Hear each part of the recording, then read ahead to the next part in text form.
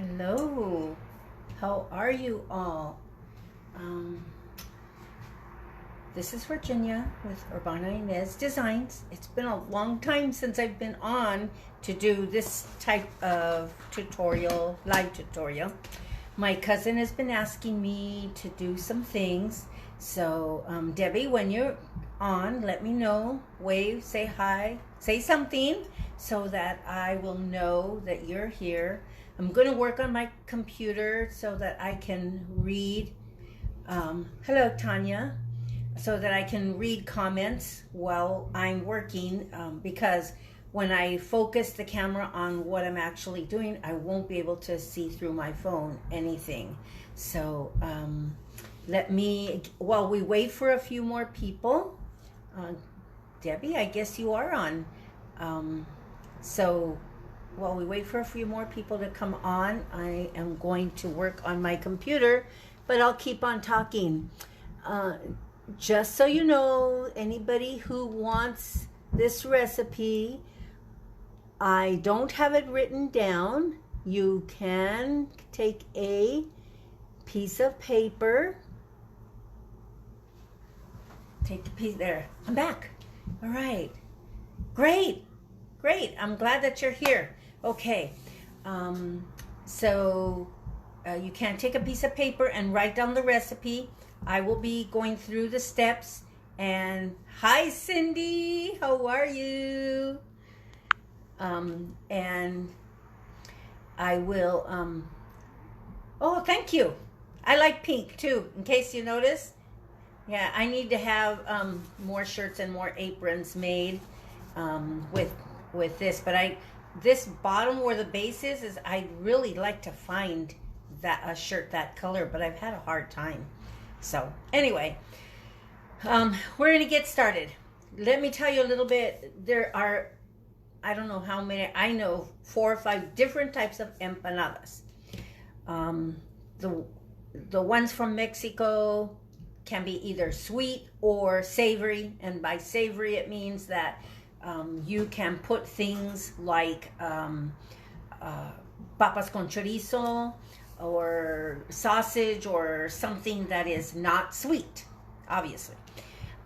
There are 2 types of dough that you make. So depending on what type of empanada you're making is going to also determine what kind of what the filling is, what the dough will be. Okay, got that out of the way. All right, so these are sweet ones, and they are traditionally used more. It's a cookie type dough. It's stiffer.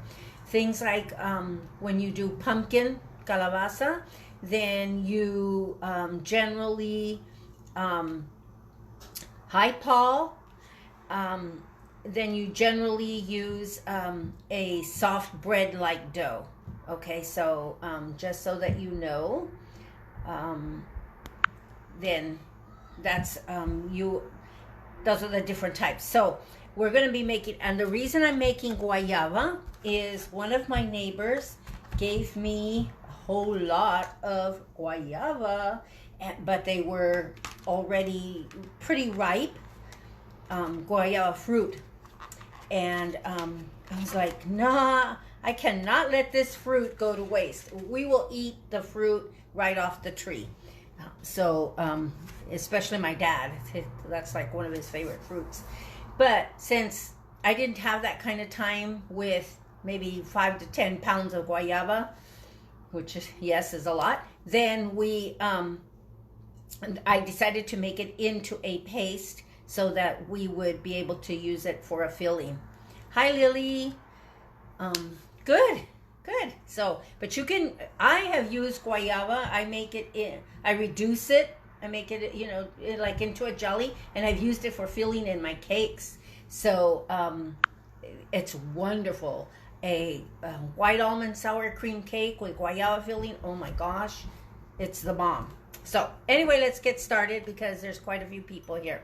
So for this recipe, I tried to reduce the recipe a little bit so that we're not getting, hi Diana, glad you could make it.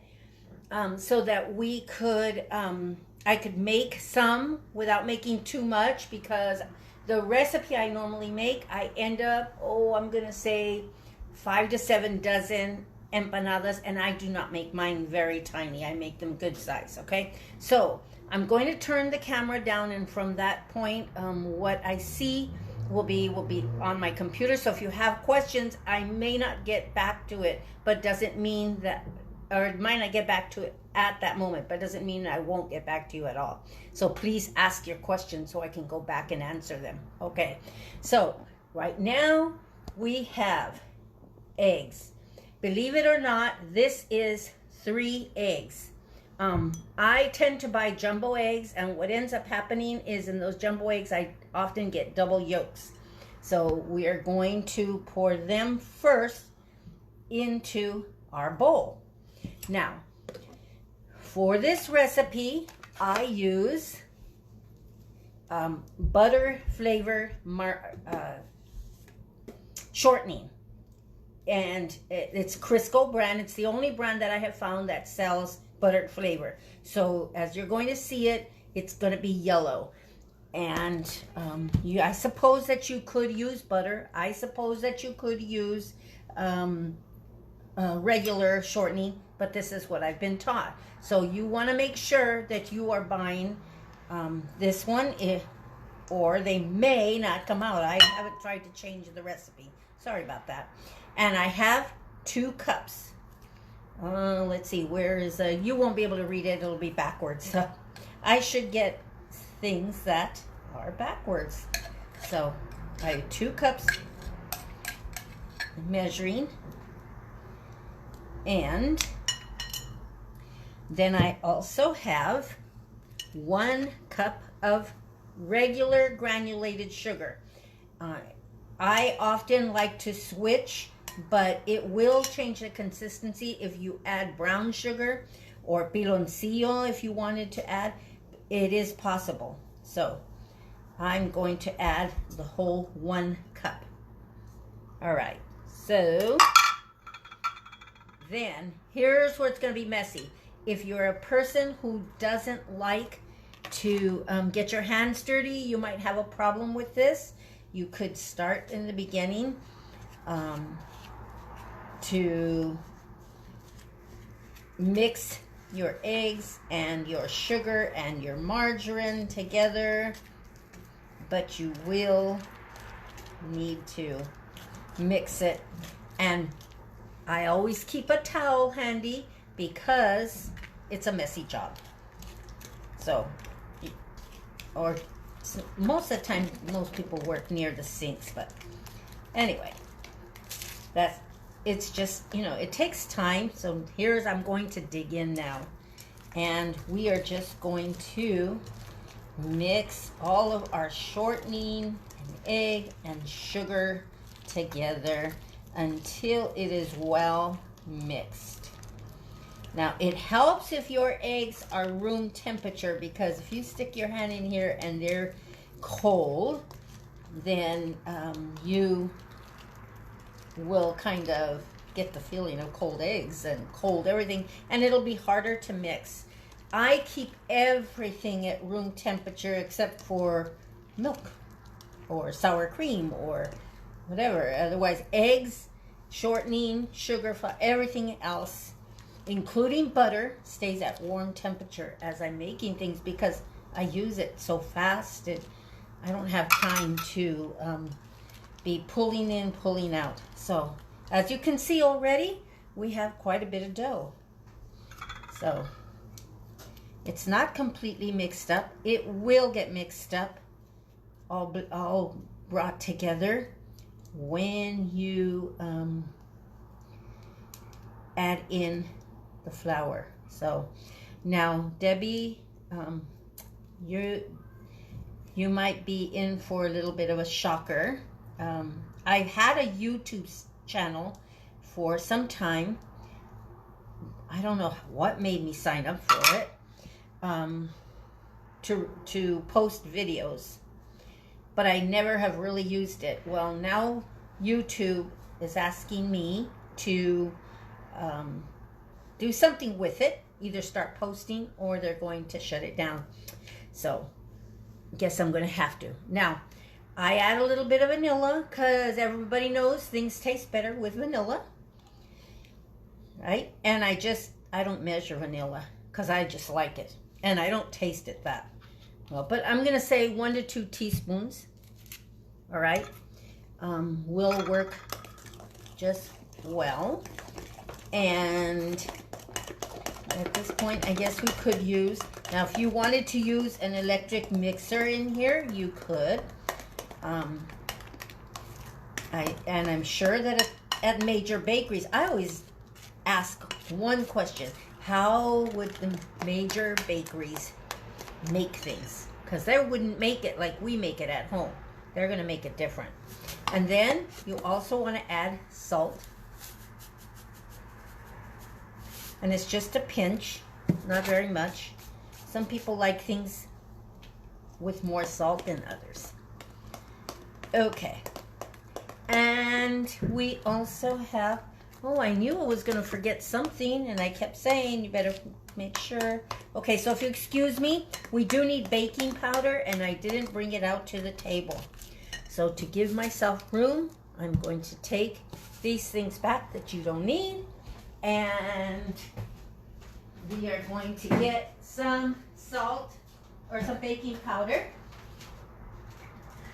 And it's always close by at hand.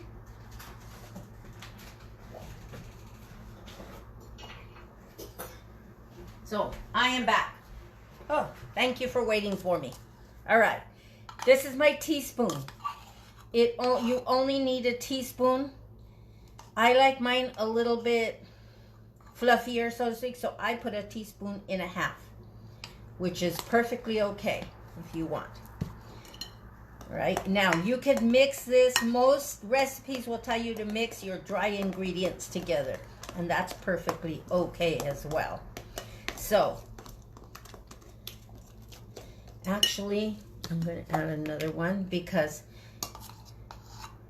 so 2 to 3 teaspoons of baking powder, because you do want it to be really puffy. That's what gives it that airiness. I normally don't go by recipe. I normally make these just throwing everything in together. That's how I was taught by a friend of mine, and so that's just what I do. Now, I've measured out 2 cups of flour. So in those 2 cups of flour, I actually brought a little bit more to the table. It's just all-purpose flour, no other kind. So whatever you have in terms of flour in your house, that's what you use. And in the beginning, you can use your spatula, your spoon, or whatever you are using to mix it up.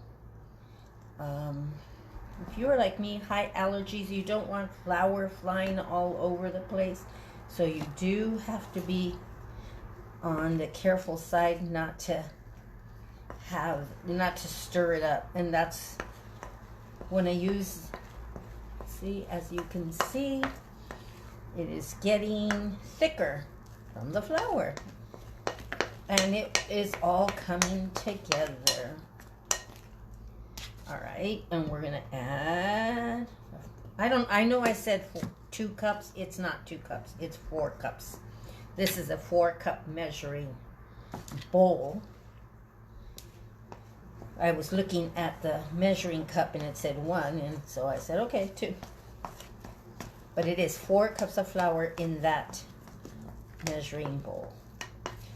All right, and it's looking good, but it still needs more. It will need to be kind of dry. It's a cross between dry, but you'll see a shine to it from the shortening and the heat of your hands to make it get a little on the greasy side. But then you'll know that it's done. And so now at this point, you can just to get the feel of what you're wanting. This is the hard part. of doing videos and tutorials is that you can only tell somebody what to expect, but when you're in person, you can let them see what you're doing, and they can touch and they can feel, and unfortunately with COVID, we can't do the in-person classes anymore, which is what I was hoping I was going to be able to do. I wanted to go back to teaching. And who knows? Who knows when COVID is going to be done, when we're going to get rid of it, when it'll be safe for all of us to get together like we used to. Only God knows that. Unfortunately. Let me see. Oh, hello, Teresa. I don't know if you're still here.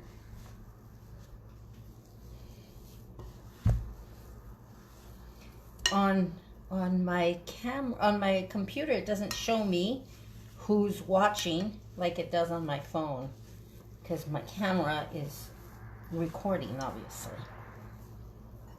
Okay, I'm going to add a little bit more. And as you can see, it all came together now.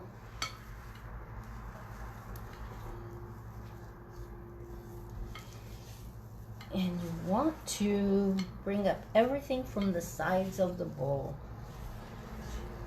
When it starts to get to the point like it doesn't seem to want to blend in, that's when you know you pretty much have reached the peak of it. Because as you're rolling out your little dough balls, it will get, as I said, it will come together. It will. All right. Actually, looking at this, I think I'm going to add, I have a half a cup, oh, sorry for that. And I'm going to add, sprinkle over. Yes, this is it. Okay. All right. So as you can see, it looks like it doesn't want to come together. It's kind of tight. But this is how it should look. And when your hands come up, they don't have as much dough on your fingers as you did in the beginning, obviously, because it's all the flour and everything, all the other dry ingredients, I should say, have incorporated. All right, there.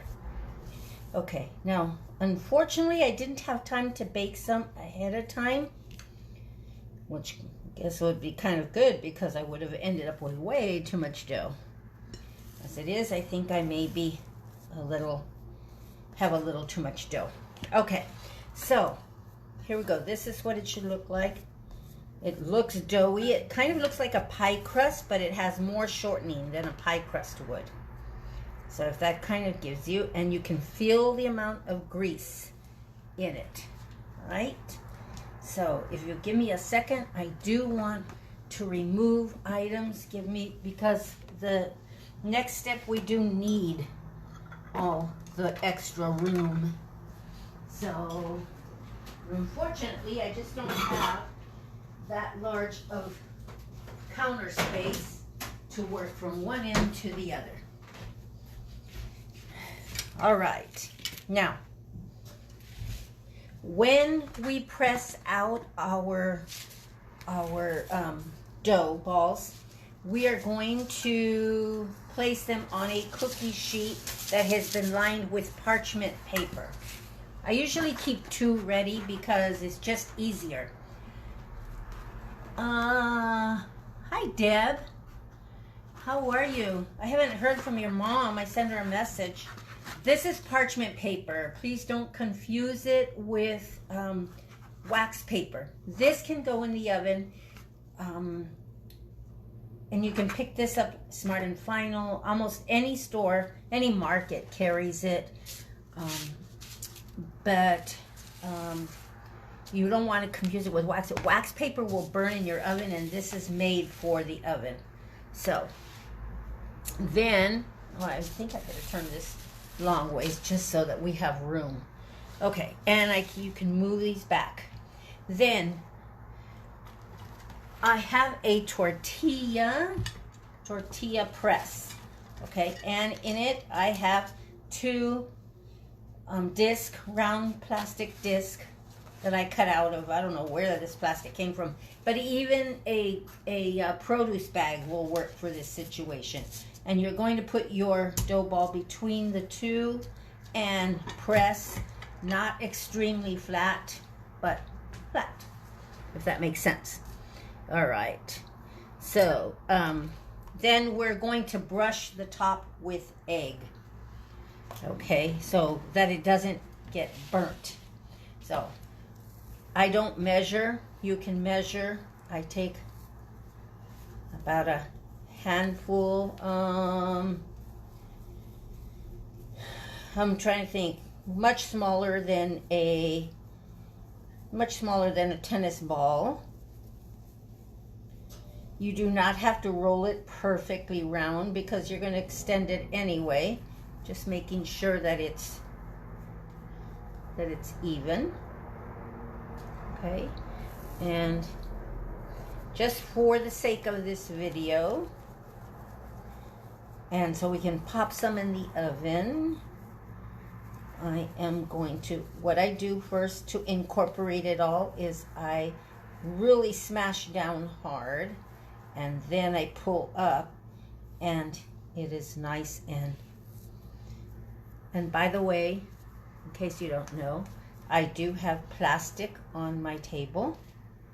So, and I work off my table, I clean it, I disinfect it all the time, and I change it out frequently as well, because it does get kind of on the nasty side. Okay, so I think we're ready to make these. I think, what do you think? All right, so here we go. 2 discs, lay one down. Place your bolita in the center, and we're going to swish down, and we're going to pull off the top, and then we're going to fill it. Now, purposely, I didn't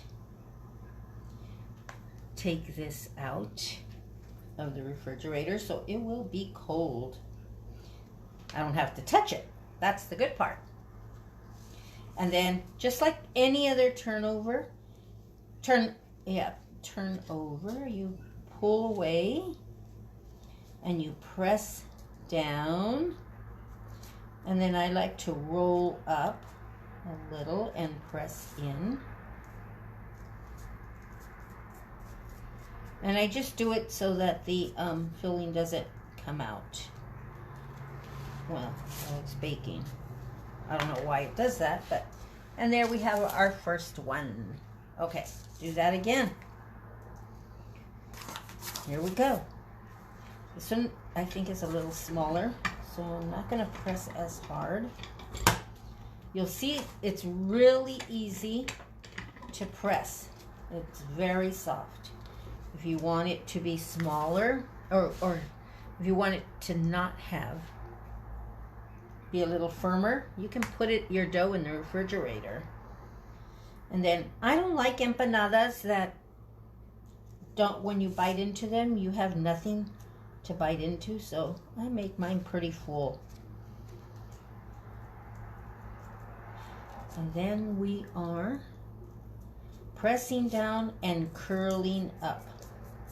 And you can see by the look of this, you could use a fork just like a pie crust on this as well. and then pull it away. And see, there is our empanada. Okay, so, and we're just going to, and I would leave 2 inches easy between the empanadas. All right, I'm gonna do it one last time. I'm going to pop this one into the oven that has been going. I do it at 375. You can as high as 400, but I wouldn't go higher than 400. I would even be weary about getting to 400, only because you have to be really careful. You want it to bake. You don't want it to be raw on the inside, but too high and it will be and it will bake too fast. So this one stuck a little bit, but the good part about this is that you can doctor them up to look good. All right, by just pressing down on the dough, you can mend any boo-boos. All right, and then as I said, as I said, you can, I often will make a design on it just because I'm generally making more than one flavor at a time. So I'm going to move this aside. I want you to be able to see them. I already have some egg wash, which is just egg for me. Some people put sugar, some people put milk, you put what you like. Some people add oil, whatever you like to use for a wash. And if you should sprout a little hole, as I did in this very top one, it's okay, because it will just help you to identify what flavor it is. Just like a pie, when you make an apple pie, you put a hole in the top, or you put some slits somewhere for the steam to escape. So, all right, okay. So I'm gonna pop this in the oven, and then while we're waiting for it to bake, I'll take any questions if anybody has any. I left my Dutch oven in the oven, so now I need to remove it before I can put that in.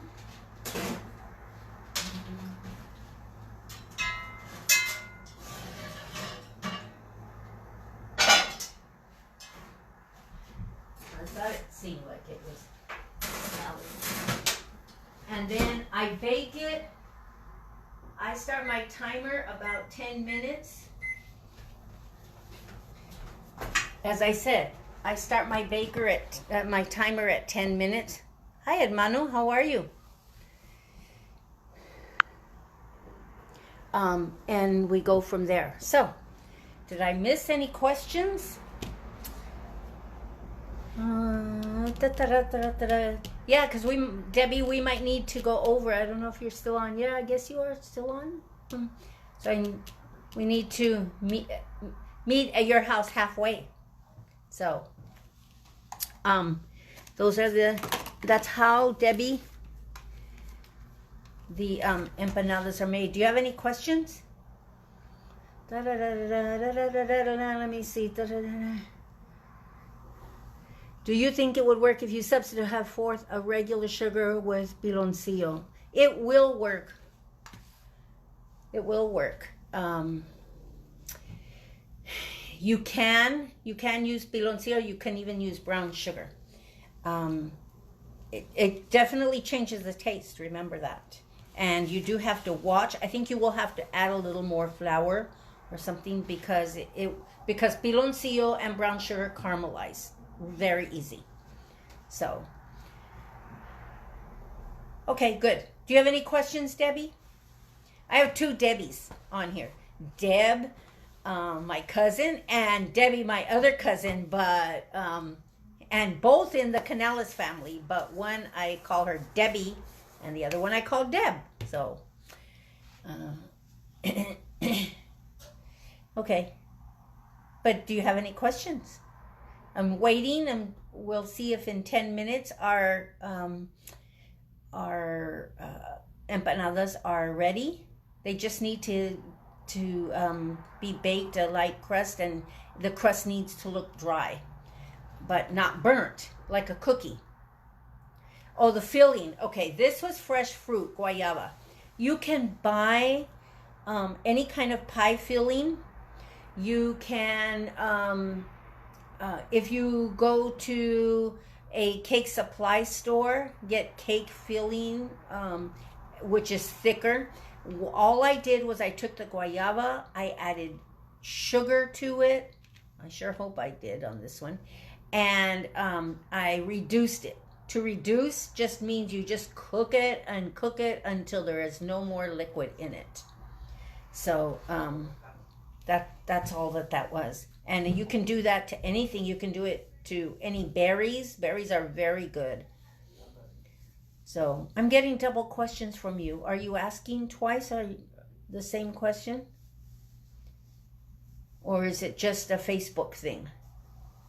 Did you hear or did you read the post that I shared that Facebook is being sued by 47 or 48 states? Yowza. So that's where we're at. That's where we're at. I'm waiting to see if you have any questions aside from how did I make the filling. I like lemon. There's a custard called Bavarian cream, and it's very good in empanadas. A lot of people like it. You're welcome. Thank you for watching. Did you watch it all the way through? Because there's only 2 people left. There was a whole bunch of people at one time. Oh, man. Now you have to go back and watch the replay. So, okay. So, you want to wait for the empanadas to come out of the oven, or I can just post them? I'm cleaning my hands, in case you can't tell, because they feel nasty with all that flour in all around on my fingers. I have to wait. I have to watch the replay. Okay, I am going to sign off then. Thank you everybody for watching, and like I said, we'll just see what's going to happen. I may start recording and doing YouTube. Oh, okay, you can watch, Deb, you can watch the replay. When are you going to do a live yourself for your jewelry?